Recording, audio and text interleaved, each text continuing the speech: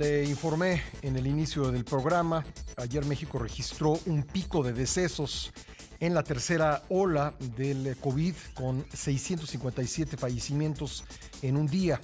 Vamos a platicar al respecto con el doctor Malaquías López, epidemiólogo, integrante de la Comisión para la Atención de la Emergencia del Coronavirus de la UNAM.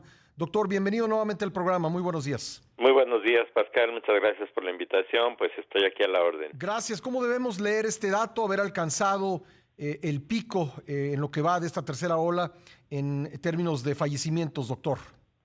Bueno, pues si pudiéramos hacer una interpretación directa así de los datos como van, pues se fue para arriba.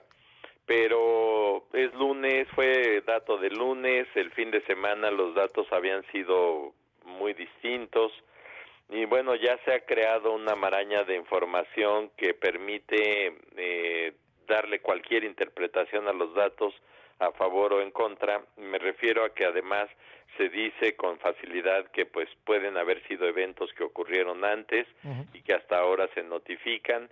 Entonces, pues yo creo que más bien le corresponde a la autoridad federal explicar por qué apareció este número más alto ayer y había habido datos más bajos los días anteriores. ¿Cuál es la realidad? ¿Cuál es el verdadero comportamiento cada día de la mortalidad? Pues es imposible saber así como se presenta la información. ¿Es más confiable, digamos, el dato de hospitalizaciones, doctor? Probablemente sí, porque eso parece más cercano al tiempo real que las unidades debieran de estar informando. Sin embargo, el otro día yo entré a la página esta de Irak, en la que participa además la UNAM, y decía, por ejemplo, que más de 200 unidades hospitalarias no habían mandado datos. Entonces los datos que se tenían pues era de las que sí mandan. Esto es muy común en los sistemas de información, que hay datos de quienes sí presentan información, pero pues no hay datos de los que no, y al alterarse el denominador cuesta mucho trabajo poder hacer interpretaciones si es que fuera posible. Solo se pueden hacer de manera muy directa. Y pues y directa quiere decir que para esa misma unidad se puede comparar el dato de ayer, el dato de antier, pero no para el conjunto. Aunque difícilmente, al no haber enviado información, difícilmente la situación está mejor de lo que estamos viendo en términos de hospitalización, ¿o me equivoco?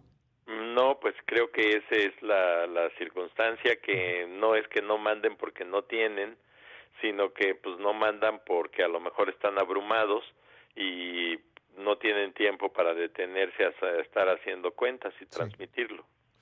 Varios estados, doctor, están reportando incrementos de contagios en los últimos 14 días superiores al 200%, entre ellos está Colima, por ejemplo. ¿Cómo debemos leer esto?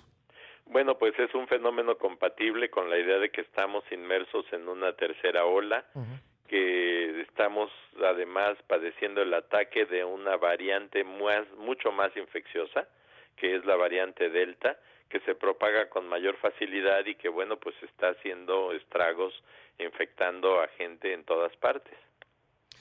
Doctor, voy a decir una obviedad, pero me parece que tenemos que partir de ella, que esta variante pues no existía en el país hace unos 6 meses y necesariamente entró por avión, necesariamente entró por viajeros internacionales. México, sin embargo, sigue siendo uno de 8 países en el mundo que no le pide nada a los viajeros internacionales. De hecho, esta misma semana el presidente pues reafirmó que así va a seguir siendo. Bueno, pues esa es una cuestión que cuesta mucho trabajo entender. Desde hace ya, pues ahora casi un año que se empezó a hablar de los controles de viajes, y México decidió que pues el impacto que podría tener esta restricción en las actividades económicas era muy alto y que pues valía la pena correr el riesgo.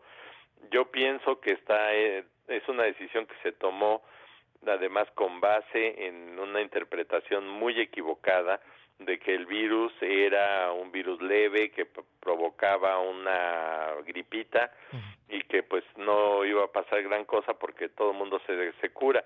Y pues bueno, ya vimos que nos ha perforado un enorme agujero y que en términos de mortalidad y de enfermedad de casos ha sido catastrófico, y ojalá que pues que algún día se revisaran estos datos y se discutieran públicamente. Doctor, hay quien piensa que después de Delta va a seguir otra variante probablemente más contagiosa. No estaríamos a tiempo de tomar medidas distintas a las que hemos tomado para evitar una cuarta ola. Bueno, Pascal, creo que es muy difícil hacer ajustes en lo más importante, que es vacunar, Ujú. porque no se puede recibir más vacuna que la que están dispuestos a entregar los productores. Ujú. Entonces creo yo que ahí está el verdadero cuello de botella. Se presenta de una manera triunfalista el hecho de ya llegaron unas vacunas, pero pues debería de haber un panorama real de cuál es la cantidad absoluta que se requiere para una vacunación completa Ujú. y presentarse de esa manera la información y no estar hablando de avances con mucha insistencia de avances en la vacunación parcial, sino poner la atención en la vacunación completa. Y mientras eso se puede lograr, se tiene que insistir en que la gente debe de estar protegida, y eso es la utilización permanente del cubrebocas, la posibilidad de evitar meterse en lugares donde hay mucha gente y de permanecer, Ujú. y además en sitios cerrados, respirando todo mucho tiempo porque puede estar contaminando el aire. Pues doctor, como siempre, mi agradecimiento por el tiempo que se toma para platicar con nosotros. Muy amable. Muchas gracias por la invitación, Pascal. Hasta Gracias, luego, gracias. hasta El la doctor próxima. Malaquías López, epidemiólogo, integrante de la Comisión para la Atención de la Emergencia del Coronavirus de la UNAM.